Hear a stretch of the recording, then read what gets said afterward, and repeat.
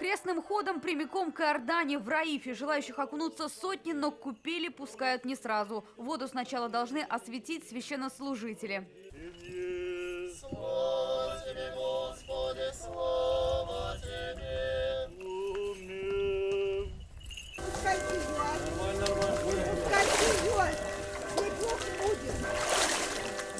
Ощущения, это вот непередаваемое, это солнце, ну я не знаю, это все вот хорошее, все внутри. Не холодно? Нет. Холоднее тем, кто стоит в сторонке, уверяют служители церкви. Они тоже окунаются одними из первых. Недаром во все времена, в общем-то, на Руси именно лезли в прорубь. Я вот вчера отсылал смс-ки поздравительные. Вот мне пишут, мы там и в Иордане купались, мы там на Гаа в океане купались. Я говорю, ребят, океан и Иордан, оно, конечно, хорошо, но вот промороженная прорубь, оно, конечно, намного лучше. Крещение – один из самых почитаемых праздников у православных верующих. Именно в этот день Иисус крестился в водах Иордания. Отсюда и второе название купелей. Или Лопин из Израиля говорит, что там так массово этот праздник сейчас не отмечают, поэтому от традиций России и Татарстана он в восторге. Wow, it's amazing, it's refreshing. Это волшебно, это освежает, чудо. Русские люди специально приезжают сюда, чтобы это сделать. И мы тоже приехали специально для этого события. Я с удовольствием принимаю участие в этом таинстве.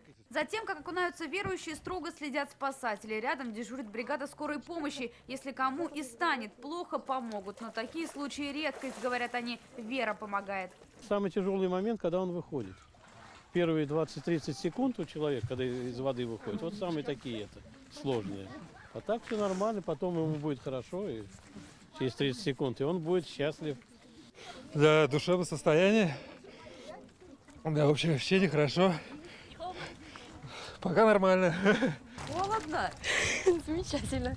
Считается, что каждый, кто окунулся в святую воду, очищается от грехов. Погружаться нужно с головой 3 раза подряд и обязательно лицом к Иисусу. Тех, кто не успел приехать сегодня, ждут в ближайшие дни. Купели будут открыты до 22 января.